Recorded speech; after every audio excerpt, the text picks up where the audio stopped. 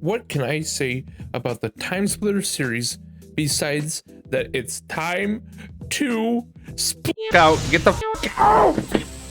I hate this game. It's horrible. Bad game. Horrible game. Absolutely terrible, horrible game. No, but seriously, I'd love to talk about not only Timesplitters 1, but also Timesplitters 2, and also Timesplitters Future Perfect, the full trilogy. I streamed the entire series a while ago, but I still feel like I have a few opinions I can give about this entire series and how I feel about it in a, full sense. That is so fucking sad, bro. What the fuck? What the fuck, dude? Of course, these opinions may not be something you agree with, but, maybe try and hear me out and put down the nostalgia glasses a little. Just a tinge, Trash, if you will.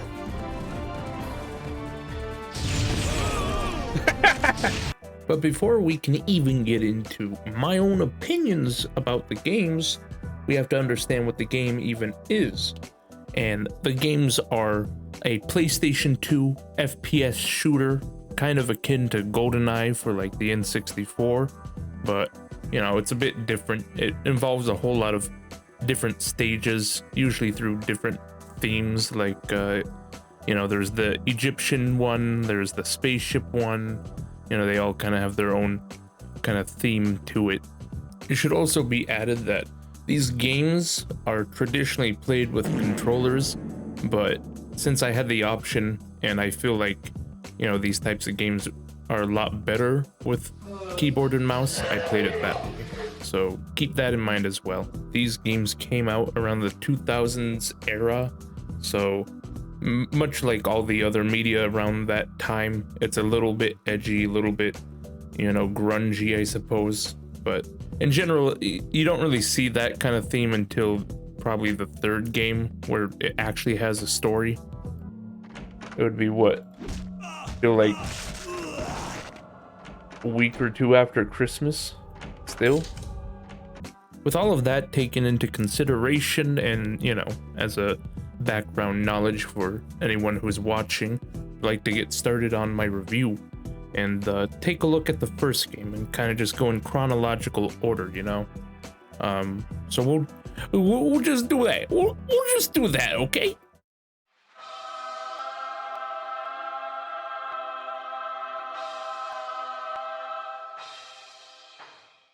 In order to give you my full opinion, an accurate opinion about the Timesplitters 1 game, I'm going to go ahead and first show you a clip that was made on my Twitch. This clip kind of gives you a general feeling of what I'm going to be delving into. Fuck off!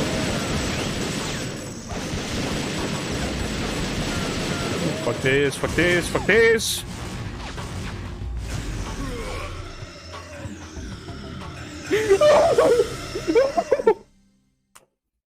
Hey, I'm walking here. I'm really good at swerving and Did you see that? Did you even notice what I was trying to convey there? The absolute beauty of Timesplitters 1 is the jank, okay? For some games, maybe even most games, that comes off as like a bad thing. But the thing with Timesplitters 1 is that, well, it itself can be janky. So can you. And it actually allows you to use that to be better at the game, to try and do levels a lot quicker or a lot easier. This is pretty much my defining point of why I love Timesplitters 1 over the rest. I know it's a bit of an odd opinion to like a game for something that you're not supposed to. Usually when a game is janky, it's buggy, or anything like that, it's like, man, this kind of sucks. But in this instance, Timesplitters 1 allows you to use it in a way to kind of give you power. Make it where you are rewarded for being janky, as it is. I don't even mean this in like a backhanded compliment. I'm not gonna do a 360 and be like, Yeah, and that's actually why I don't like this game. No, that's genuinely how I feel. I feel as if I get to be a little smart, sneaky boy and be like, let me go diagonal so I can speed up and just zip zoom around these enemies. I mean, let me just show you the clip one more time. Fuck off.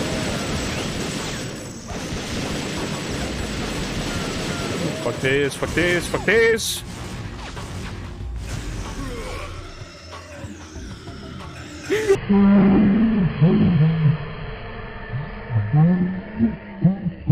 Is that not inspirational? Is it not beauty at its finest?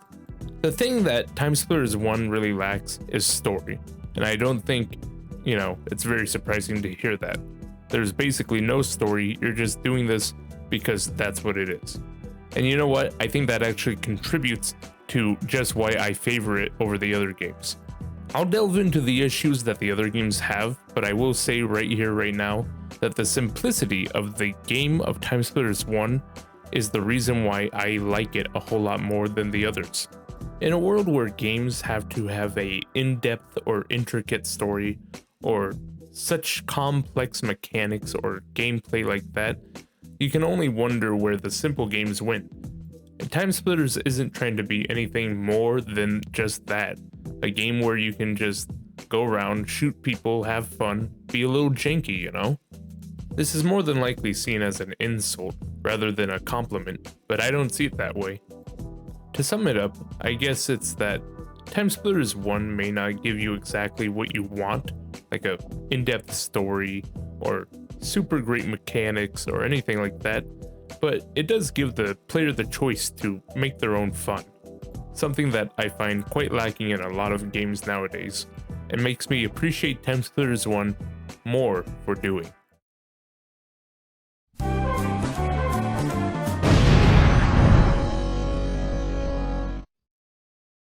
Alright, so first thing is first, let's just get the band-aid right off, okay?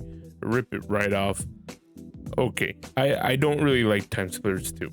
And I know that's a controversial opinion, but please stick with me.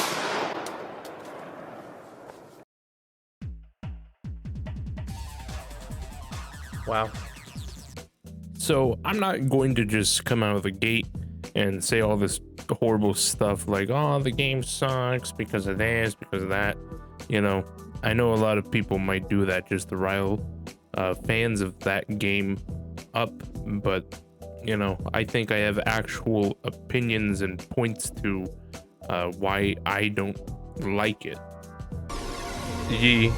No, come on, look at him. He's just having a good time. He's too cute to kill. It's because of this that I asked that you at least listen to my point of the video, and maybe you might understand why I didn't like it compared to Timesplitters 1 and Timesplitters Future Perfect.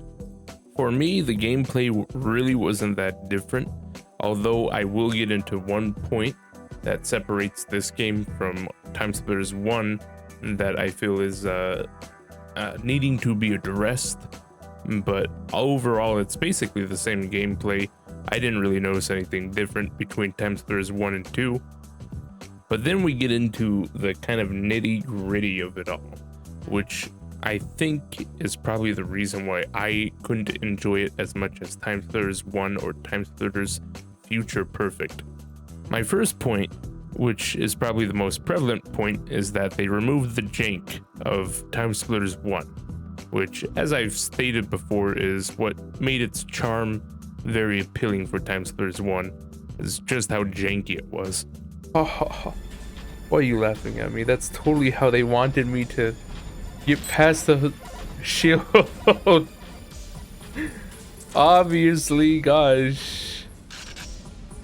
Don't baha at me just because you can't comprehend a real player. In this version of Timesplitters 2, I would say it was a lot more grounded and a lot less user intuitive or gamer intuitive. There really wasn't any diagonal strafing that could speed you up. You know, you couldn't really out dodge bullets or gunfire. You basically were hit and that's it. This is why, at least for me, I enjoy the jank, and why I say it's a lot better is because it really lets the gamer or the user or whoever's playing the game to enjoy it the way they want to. You know, the jank is there if you want to use it, but if not, then you don't have to, of course. Fucking bitch. I hate everything. Just kill me. I don't care. I don't care. Kill me. I don't care. Fucking horrible. But then again, I know a lot of people who would, you know, probably compare jank to speedrunning, whereas, you know, I personally don't enjoy speedrunning myself. Sometimes I view it as people not truly enjoying the game and just trying to get the fastest score on it. But I still view jank as a good option. From what I've noticed, Timesplitters 2 was pretty clean in terms of jank. There wasn't really that I could find.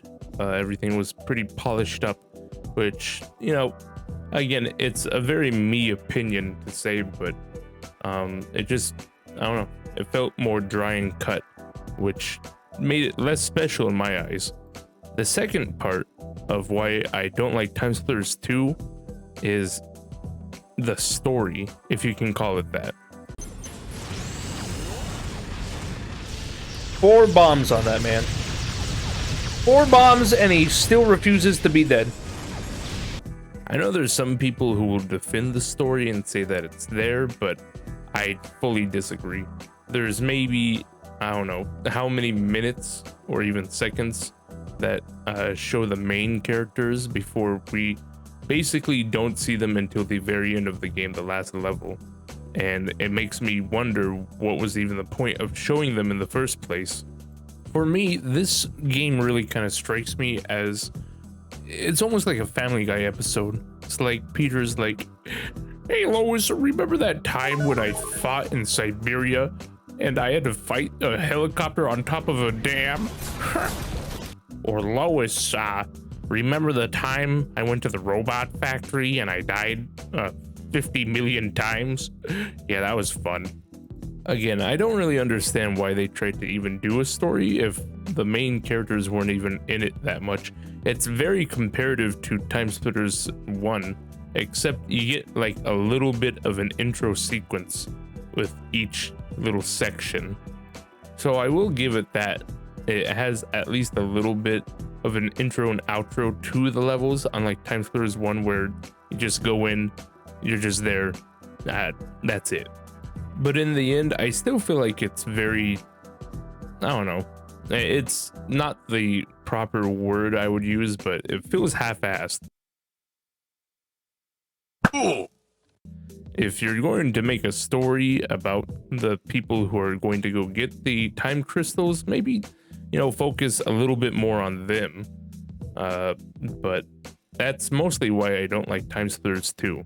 There's plenty of good reasons to like it, but I purely just don't like it because of the attempt at a story that kind of just flops, and as well as the jank being removed and it being more of a clean and cut and dry game, you know? At the end of the day, the most important thing is to form your own opinion around the media that you're consuming, and although it may not be the most popular opinion, it's still your opinion and how you feel about it. Just like Family Guy. For some people, they like it. For some, they don't. Neither is wrong, and neither is right. What really matters is one's own opinion about it. That's why for me, Timesplitters 2 just really isn't my kind of game compared to the other two. Whereas it might just be your kind of game while the other two just aren't. And that's important to keep in mind. Regardless, I think it's a good game, but I just don't think it's the right kind of game for me. That's why you can help yourself grow bigger and stronger 8 ways with Wonder Bread. Get Wonder Bread fresh at your grocers today. Timesplitters's Future Perfect is a little bit of a weird one to cover, simply because it just doesn't really stand out all that much. It's still a pretty nice game, but I find it a lot more leaning to a generic side, like something you would possibly find among many other shooters. This isn't to say that it doesn't have its own kind of standing out point. You know, it still is about time travel and interconnecting time travel points, but you can really feel the kind of, it went a little generic kind of way.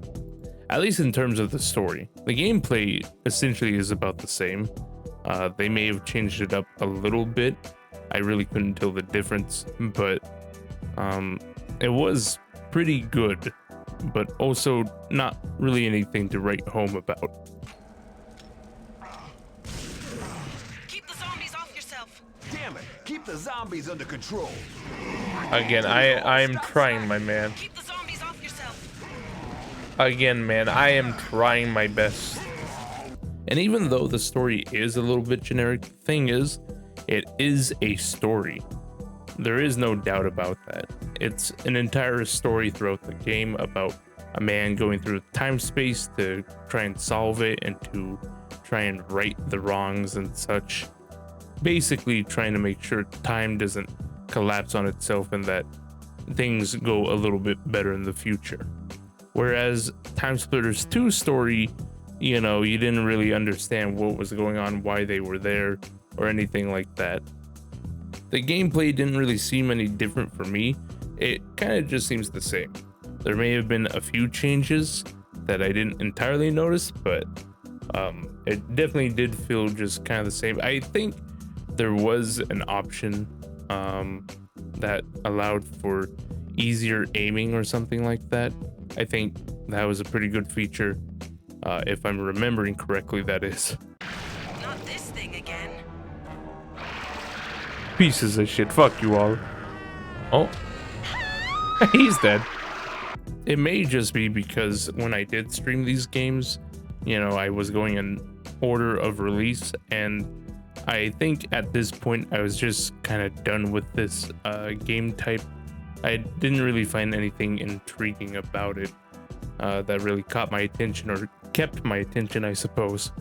Again, I don't know if that's because of me playing the same game 3 times for almost a week or two, or if it's something to do with the game and just not grabbing the player's attention enough.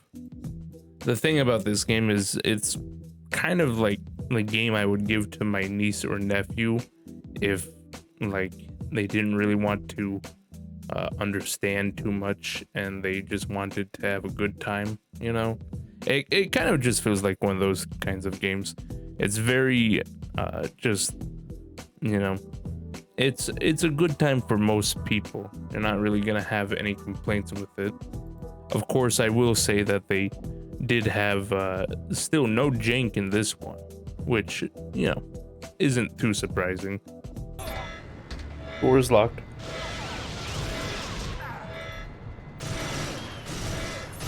It's okay. It's not like we have to actually, you know, make it into a zone. Obviously, your DNA is not going to be authorized.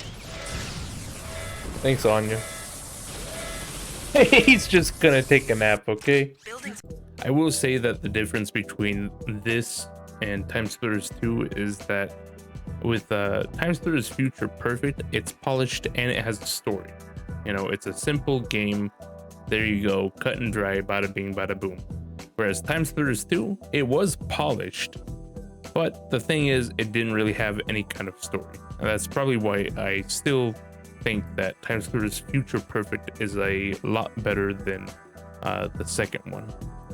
I think the number one thing to say about Timesplitters Future Perfect is that it actually, you know, uses the time mechanic. It makes an interesting sort of gameplay where the first version of you will go through and do an action or something like that and ultimately kind of circle back around, whereas the second version of you will have to then help out the first version, which, you know, for me at least was very interesting. You know, it was a change up from the usual stuff you would do in Timesplitters 1 and 2. Those ones, you could really just say that it was like a thematic shooter. Like you just went to different levels with different types of guns, and that was basically it. There was no real time mechanic to it. This is a little bit of a bold statement to make, but I really do feel like Timesplitters Future Perfect really is the only game in the series to put the time in Timesplitters. Again, the first two just, there's not really a whole lot on time mechanics, but it's just simply go around and shoot people in different kind of thematic levels with different kind of guns. And Timesplitters Future Perfect actually includes time mechanics in a sort of sense. It's still not entirely the coolest thing, but it definitely was interesting for me to see, and made it a whole lot more enjoyable. So to summarize, for me, Timesplitters 1 really is just the most fun. I don't know if it's because it's the first game I played out of the entire series, but I just found the jank to be really fun to mess around with. There wasn't really any story to attach myself to, so it really was just go in, kill people with your gun, that's it, cut and dry, that kind of stuff. Timesplitters 2 for me really wasn't what I was expecting it to be. They took out the jank, which, made me a little bit like, man, what the hell?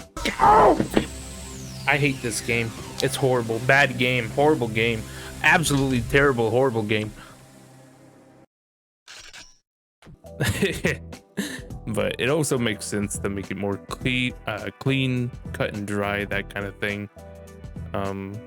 But their attempt at a story is probably what made me the most confused. It really just doesn't make sense on why they decided to have essentially one little cutscene of the people at the beginning, and then a little bit of an in-between the last two levels, and then the last level you finally do get to play the current time, the current version, I suppose. Timesplitters Future Perfect for me was again a little lackluster, but the thing about it is that it had an actual attempt at a story, which again may not be the most interesting, but the things they did with it made it interesting. The actual time mechanics that the game is supposedly all about, they actually did this. They had some time mechanics that made a whole lot of interesting points in the game. Maybe not the most interesting in general, but it had at least kind of made it better to like enjoy, I suppose. I'm not really going to get into any of the artwork, any of the actual in-depth gameplay, like how it functions or anything like that. My review is going to just stay nice and simple like this. Feel free to comment what you think. I'm sure there's going to already be a few comments that might say something that my opinion on a certain game in the series is absolutely wrong, which is completely fine. Feel free to tell me why you think I'm wrong and stuff like that. I'd really love to hear your opinion about it, and maybe see where I might be contradicting myself, possibly. If you want any other game to be reviewed, feel free to message me, and I'd be more than happy to give it a shot, see exactly what I think of it. But I would say my general score for the entire series is probably a 4 out of 10, which might be a little lower than most, but that's where it lands for me. If you did enjoy this review, please make sure to leave a like, maybe give it a favorite, maybe subscribe, I don't know. But most importantly, feel free to leave a comment. But in the end, I truly do hope that you were able to form your own opinion and to maybe see where I'm coming from when I stated mine.